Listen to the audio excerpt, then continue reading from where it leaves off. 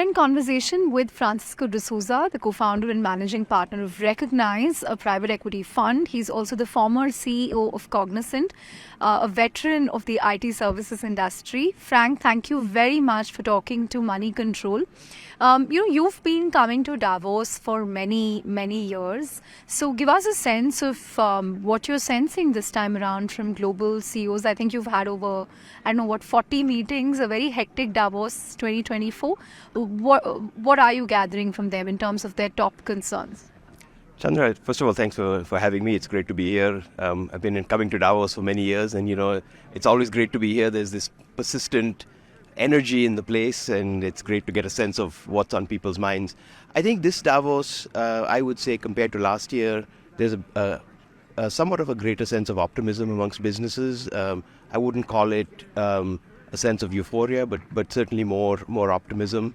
I think there's concerns around the geopolitical situation in the world.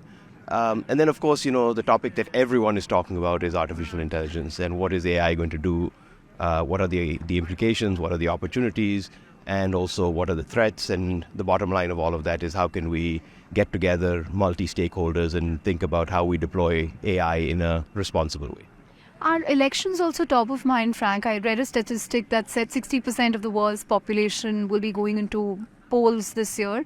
It's going to be the largest election, I think the biggest election year in human history. So is that also a major point of focus? Yeah, yes, it is the largest election year in human history. More people are going to go to the polls than at any other time in the history of the world. It's certainly on people's minds. Of course, I think it's 70 countries around the world that'll go to the polls, and so each one is different. Each situation is different. Of course, the big ones this year that we have to think about are the United States and India in our context, and I think everyone is thinking about what that means. Right. Also, give us a sense of your fund. You launched it, I think, nearly 2 years ago. It's a $1 billion fund, $1.3 billion fund. How many investments have you made? Which areas? And, which areas will you be investing in going forward? So we launched Recognize as a $1.3 billion fund, and we are focused entirely on technology services. So we invest in tech services, businesses. The founders of Recognize and the team that we've built are veterans of the technology services industry. So we like to think of ourselves as investors that bring capital but also bring operating experience to the table to our portfolio companies. We've done 9 investments so far, and we look for what we think of as the fast growth areas within the technology services business. So we invest in areas like high growth cloud, we've invested in areas like AI and data science, we've invested in areas like digital engineering, and so on and so forth. Right. How many investments have you made in India? And, what's your India investment strategy going to be like? Because it is one of the world's biggest startup ecosystems, a thriving SaaS product engineering hub. What's your India investment strategy going to look like? Chandra, we invest only in tech services businesses, as I said.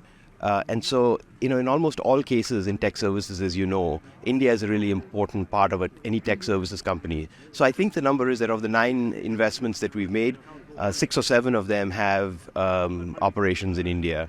And so India is an incredibly important part of Recognize and what we're doing. And I think will continue to be the case. Right.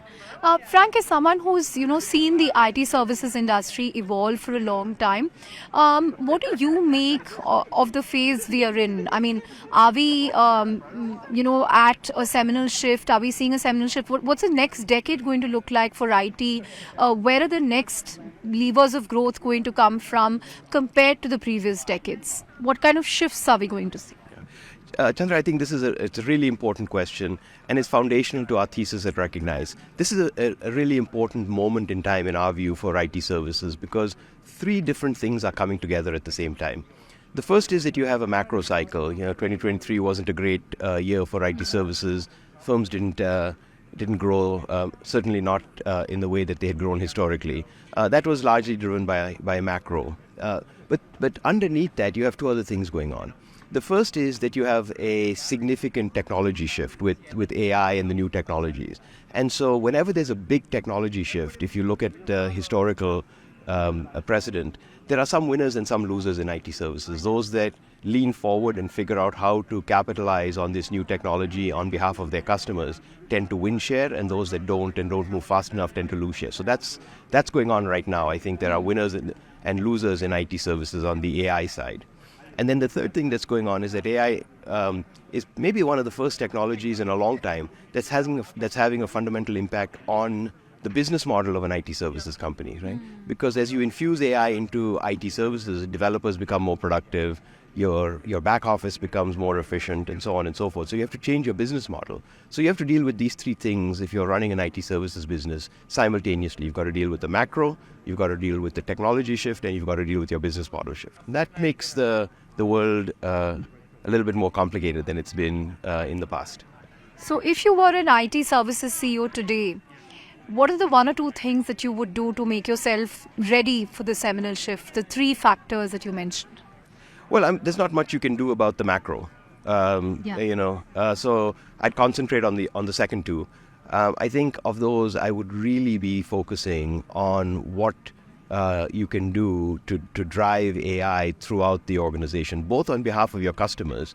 So really making sure that you're understanding what are the applications of AI in each of the industries that you serve, and going very, very deep into those use cases. And then on the other side, really making sure that you are driving AI throughout the operations of your business. And I think that involves making some tough choices. It involves making potentially cannibalizing revenue, potentially figuring out how to do more for less for the customer. And so really driving that change through the organization. And IT services organizations of large scale, driving change through these organizations is also tough. Right. Frank, the other trend that we've seen in the last year is that, there have been subsequent quarters of decline in headcount in some of India's top firms. Now, is that a function of demand that, ultimately revenues are linked directly to headcount addition? At least that's the pattern we've seen.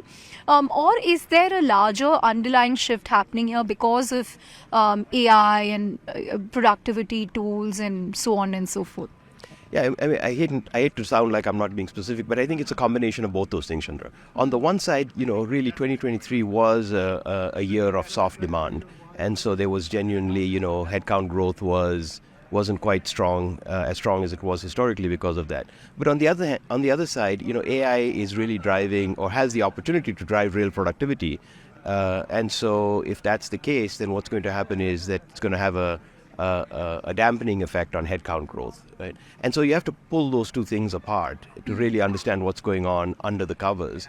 And, at the industry level, I think both things are going on. At an individual firm level, I think, each firm has a sort of different balance between those things. I think you've got some firms that have great or good underlying demand, and other firms that are really driving AI, and that's causing the depressive effect on headcount growth. Right. Frank, you mentioned, three factors that IT firms should watch out for.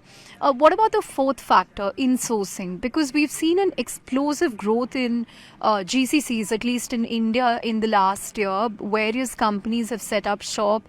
They are hiring in huge numbers. Again, is insourcing, going to be another X factor that IT companies will have to watch out for? Look, in some senses, for the history of this industry, companies have held a certain amount of their technology work in-house. And so, the trend towards insourcing in low-cost countries like India is not necessarily a strategically new thing. It's a question of, what customers are deciding to do themselves versus deciding to do with a partner. I think what it means for the partners, though, it means that the cost arbitrage that was originally part of the equation becomes less of the value proposition, and it puts the onus on the services businesses to really up the ante in terms of what their value proposition is to the customer. It's no longer about access to talent in low-cost parts of the world. It has to be about value add. It has to be about expertise. It has to be about skills. And that still holds, because ultimately the core argument of a services business is that you have the scale and the access to be able to develop talent and to develop technology expertise at a far deeper level than any individual customer can. And as long as that continues to be the core focus of the firm, I think there'll always be a value proposition relative to the customer. Right. Finally, Frank, do you think the IT industry will continue to be a big recruiter of talent? Because that's what we've seen traditionally, that, engineering colleges almost count on IT to make up for the numbers. Will that continue to be the trend? I think so. I think that, maybe perhaps we're going through a period of some volatility at the moment. But at the end of the day, you have to look at the macro picture, the big picture. The big picture is that 10 years from now, there's no question in my mind that the world is going to be far more technology intensive, far more technology embedded in everything around us than it is today. And in order to do that, as much as AI is going to drive productivity and so on and so forth, there's going to be a certain amount of that needs to be driven by smart technologists, and that's going to drive employment and labor and so on and so forth, and employment growth and hiring and so on and so forth. And so I think over the long term, it's still a great creator of jobs and a great place to be and a great place for people to build their careers. Great. On that note, thank you very much for talking to us. Thank you.